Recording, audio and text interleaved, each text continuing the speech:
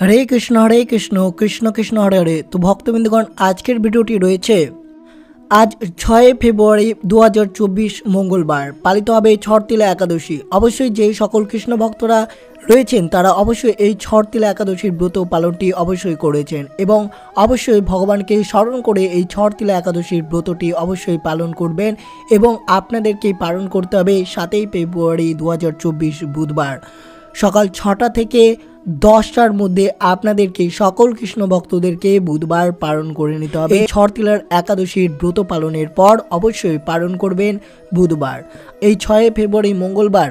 যদি আপনি ছটতিলা একাদশীর ব্রত পালন করে থাকেন আর এই সময় যদি দিনে একটি বার হলেও অবশ্যই এই ছটতিলা একাদশীর ব্রতের মাহাত্ম্য কথাটি আপনাকে শ্রবণ করতে হবে।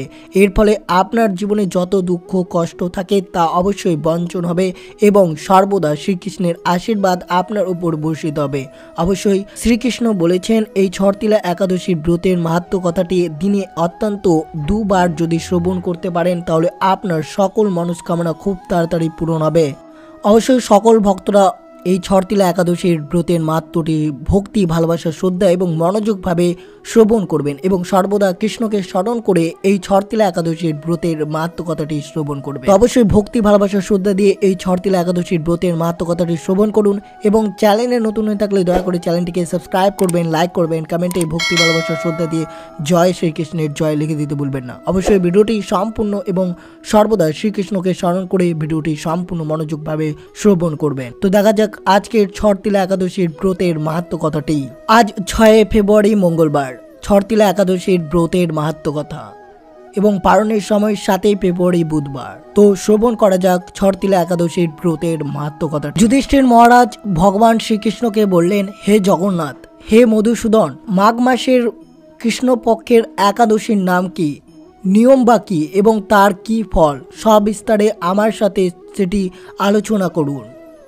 ভগবান শ্রীকৃষ্ণ বললেন, হে রাজন, মাঘ মাসের কৃষ্ণপক্ষের একাদশীর নাম হচ্ছে ছটতিলা একাদশী। এই একাদশীটি যে কৃষ্ণ ভক্ত পালন করবেন তার মানুষের ব্রাহ্ম হত্যা, গোথা, অন্যের সম্পত্তি হরণ আদি পাপ কর্ম দ্বারা নরকে গমন থেকে সেটি দূরীভূত হবে।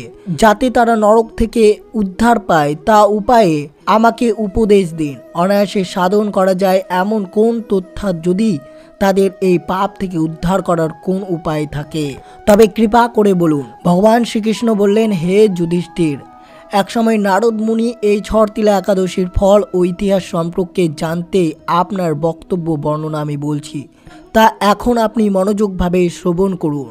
এই মাঘ মাসের কৃষ্ণপক্ষের একাদশীর নাম হচ্ছে ছটতিলা একাদশী। এই ব্রতের কাহিনী ভবিষ্যোত্তর পুরাণে বর্ণিত রয়েছে। একদিন দার্লভ্য মুনি মহর্ষি পুলস্তককে জিজ্ঞাসা করলেন, জীবের দুর্গতি দেখে আমি ভাবছি, হাই, জীবগণ মহাপাপে লিপ্ত পাবে, অন্তিমে নরকে যাবে, কেমন করে এই মহা দুঃখের হাত থেকে রক্ষা পাবে তার উপায় আপনি বলুন।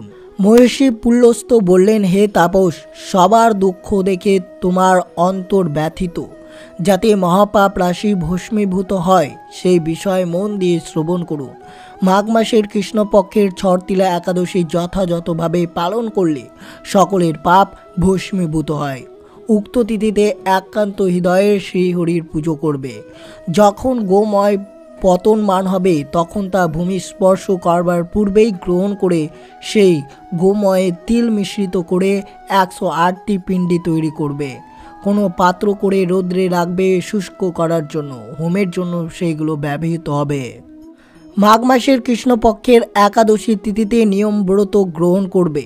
স্নান করে ভক্তি ভরে শ্রীকৃষ্ণের পুজো করবে। কৃষ্ণ নাম উচ্চারণ করে শ্রীকৃষ্ণের রূপ ধ্যান করবে। কর্পূর, শর্করা, চন্দন প্রভৃতি মন্ত্র পাঠ করবে, শ্রীকৃষ্ণকে নিবেদন করবে।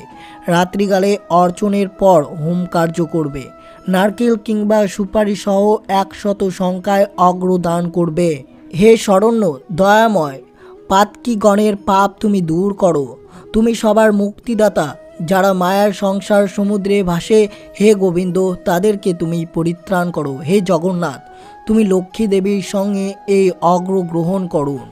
এইরূপ শ্রীহরির পুজো করে ব্রাহ্মণগণের পুজো করবে। বস্ত্র, ছত্র, পূর্ণ কুম্ভ দান করবে। কৃষ্ণ বর্ণ গাভী দানের বিধান রয়েছে। কৃষ্ণ তিল দান করলে ভগবান সন্তুষ্ট হবে।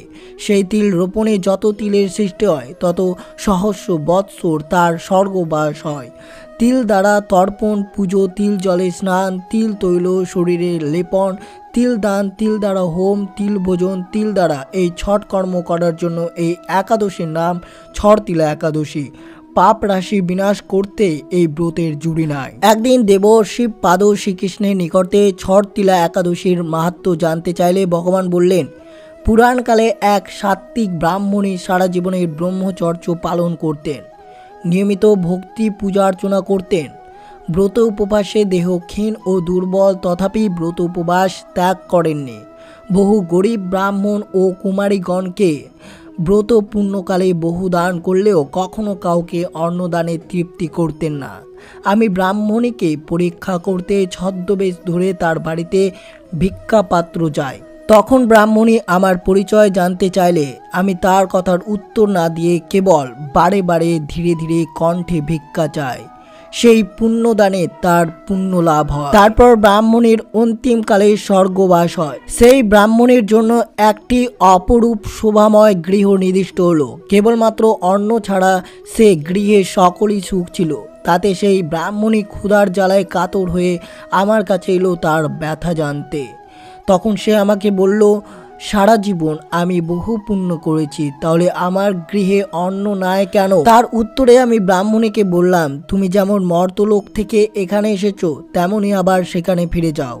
গৃহের দ্বার বন্ধ করে গৃহের মধ্যে বসে থাকো। দেবপত্নীগণ কৌতূহলে বসে যখন তোমাকে দেখতে যাবে তখন তুমি তাদেরকে বলবে, আপনারা ছটতিলা একাদশীর ব্রতের মাহাত্ম্য বর্ণনা করুন। তখন তারা সেই মাহাত্ম্য বর্ণনা করলে তখন তুমি গৃহের দ্বার খুলে দেবে। তখন আমার কথা মতো সেই ব্রাহ্মণী নিজ ভবনে গিয়ে দ্বার বন্ধ করে বসে রইলেন।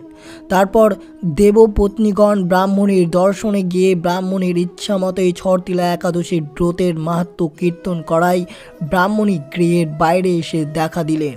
তারপর তাদের উপদেশ মতে ব্রাহ্মণী ছটতিলা ব্রতের ফলে প্রভাবে দিব্য কান্তি ধারণ করলেন।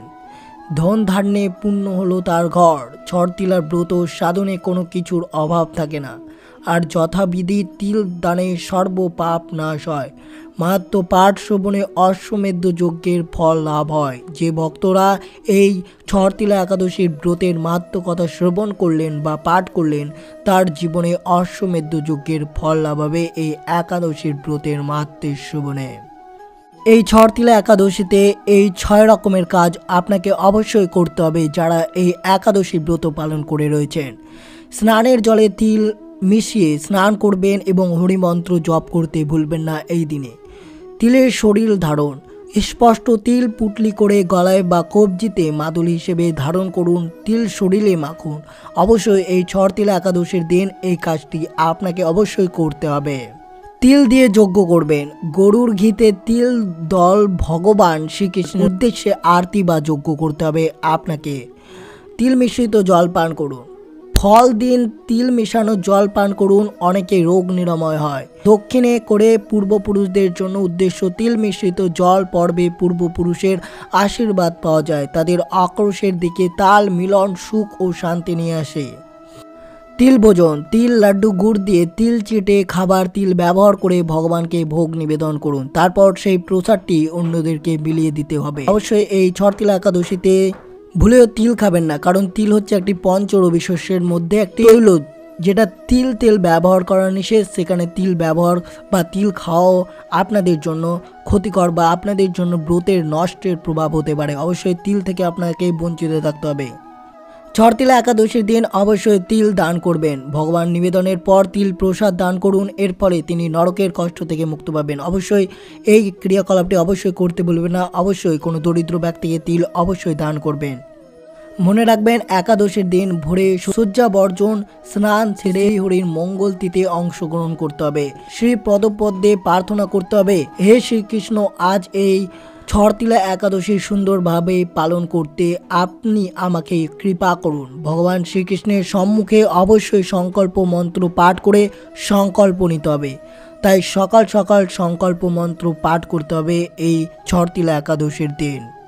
অবশ্যই এই ছটতিলা একাদশীটি দিনে অত্যন্ত দুবার করে শ্রবণ করবেন, এর ফলে অশ্বমেধ যজ্ঞের ফল লাভ অবশ্যই লাভ হবে।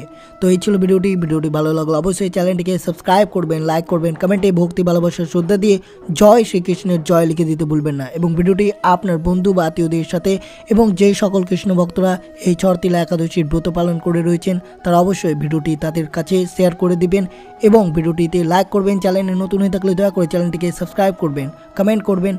অবশ্যই সুস্থ থাকবেন, সতর্ক থাকবেন। জয় শ্রীকৃষ্ণ, রাধে রাধে।